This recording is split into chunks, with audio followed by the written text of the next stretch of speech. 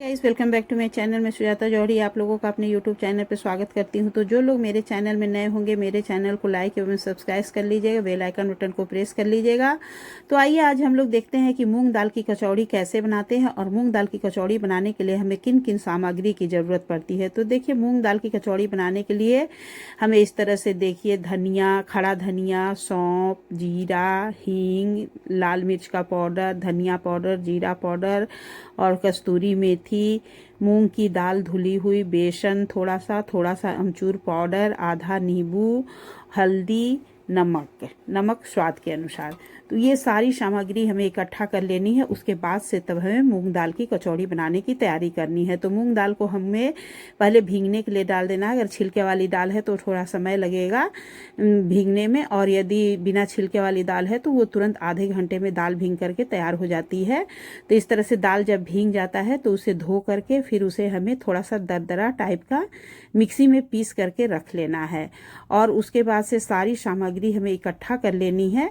फिर हमें कचौड़ी का जो बेगर है उसे तैयार करना है। तो उसे तैयार करने के लिए देखिए, सबसे पहले हमें क्या करना है। देखिए, ये सारी सामग्री मैं अपने प्लेट में जमा कर लूँ। ये जो मेरा मसाला है, इसमें मेरा धनिया पाउडर, जीरा पाउडर, गरम मसाला, सारा मसाला मेरा एक में ही मिला हुआ है। ये होममेड मसाला है मेरा, घर में मैं इसे तैयार करती हूँ और यही मसाला मैं यूज भी करती हूँ।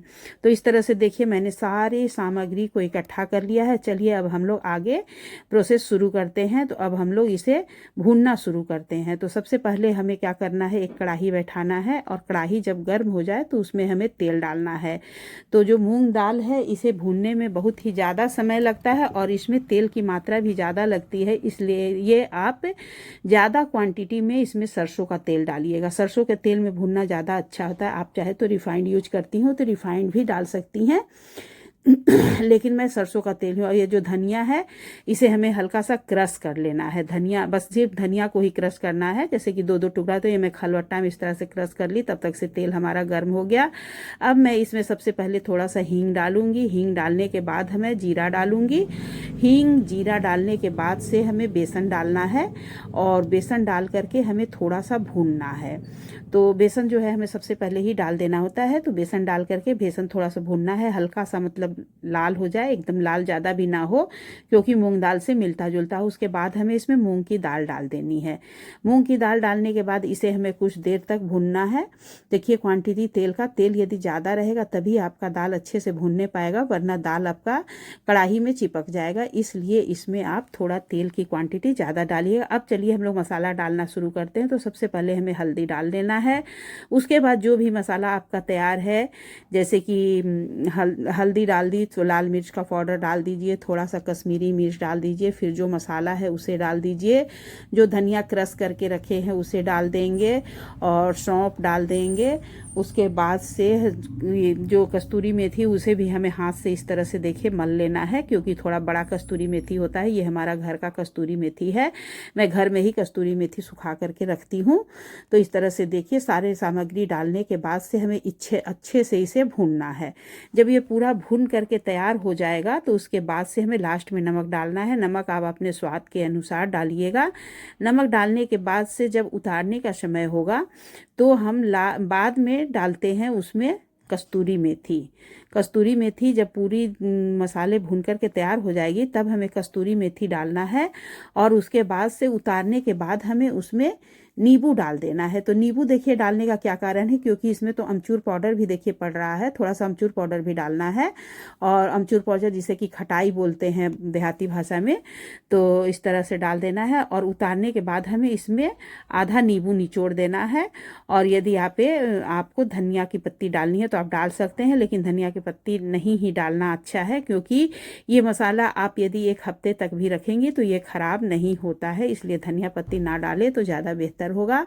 तो ये देखिए हमारा मसाला भून करके तैयार हो गया है। अब हमने आटा को डो बना करके रख लिया है। तो आटा जो हमें बनाना है वो मैदे में थोड़ा सा सूजी डाल देना है और मोयम डाल करके थोड़ा सा मीठा सोडा। उसके बाद से उस आटे को हमें खूब अच्छे से, थोड़ा कड़ा टाइप का ही, एकदम मुलायम ना होने पाए, आटा को गूंथ करके रख लेना है। आटा पहले जैसे कि मसाला तैयार करते रहिए और उधर आटा भी गूंथ करके तैयार कर लीजिए। और जो लोग इस तरह से ना करने पाते हैं वो पहले आटा आटा गूँथ लीजिए, या तो फिर मसाला तैयार करने के बाद भी आप आटा गूँथ सकती हैं। और ये मसाला देखिए आपका हफ्तों 15 दिन तक ख़राब नहीं होता है। यदि आप फ्रिज में रखें तो इसे आप महीनों चला सकती हैं, क्योंकि मसाला इसका इतना सूखा हुआ होता है कि ये ख़राब नहीं होता है। तो देखिए हमारी आटा डो बन के तैयार हो गया। अब हमें इसे छोटी छोटी लोई बनानी है। ये बहुत ज़्यादा बड़ा कचौड़ी नहीं बनता है, छोटा ही बनता है। तो हमें इसे छोटी छोटी लोई बना लेनी है। तो इस तरह से देखिए आटा मेरा तैयार है। अब लोई बना लेते हैं, उसके बाद से इसमें मसाला भरना तैयार करते हैं। तो इसे इस तरह से करके और मसाला भरना है। तो मसाला हमें देखिए बहुत ज़्यादा नहीं भरना है, थोड़ा ही भरना है, क्योंकि सूखा मसाला है। जब इसे आप बेलेंगी तो ये फटने का भी डर होता है, इसलिए खूब अच्छे से आप मसाला भरिएगा। और देखिए इस तरह से जो मैं कचौड़ी का मसाला भरती हूँ तो हल्का सा दाब करके और हल्का सा इसे बेलन से बस थोड़ा सा एक बार चला देती हूँ, और उसके बाद से तब कचौड़ी तलती हूँ। तो ये देखिए इस तरह से हमें बस सिर्फ एक बार इधर से एक बार इधर से हमें हल्का सा उसे दबा देना है। आप चाहे तो वैसे भी बना सकती हैं, लेकिन थोड़ा सा बेल देने से ज़्यादा अच्छा होता है। तो ये देखिए हमारी कचौड़ी बन करके तैयार हो गई। अब इसे हमें देसी घी में तल लेना है। आप अपने स्वार्थ मतलब जो आपकी इच्छा होगी उस तरह से तलिएगा। मैं तो घी में ही तल रही हूँ, और आप रिफाइंड में, सरसों तेल में, कुछ में भी बना सकती हैं, सभी में ये टेस्टी लगेगा। तो इस तरह से हमारे देखिए कचौड़ी बन करके तैयार हो गया दोस्तों। तो इसे खाने के लिए आप इमली की मीठी चटनी बना करके उससे खाएंगी तो ज़्यादा टेस्टी लगता है। और आप इसे सब्जी, आलू की सब्जी से या किसी भी सब्जी से भी खा सकती हैं। तो दोस्तों मेरा कचौड़ी आप लोगों को कैसा लगा हमें कमेंट करके ज़रूर से बताइएगा। और यदि इमली की चटनी की रेसिपी आप लोगों को चाहिए तो आप लोग हमें कमेंट करके ज़रूर से बताइएगा। तो मैं आप लोगों को इमली की चटनी की रेसिपी भी डाल दूँगी, क्योंकि हमारे यहाँ ज़्यादा इस कचौड़ी को इमली की चटनी से ही खाते हैं। बीच में इसे हल्का सा फोड़ लेते हैं और उसमें इमली की चटनी भर करके तब हम लोग खाते हैं। तो इस तरह से हमारी कचौड़ी बन करके रेडी हो गई दोस्तों। तो आप लोग बताइएगा कि मेरा कचौड़ी कैसा बना है।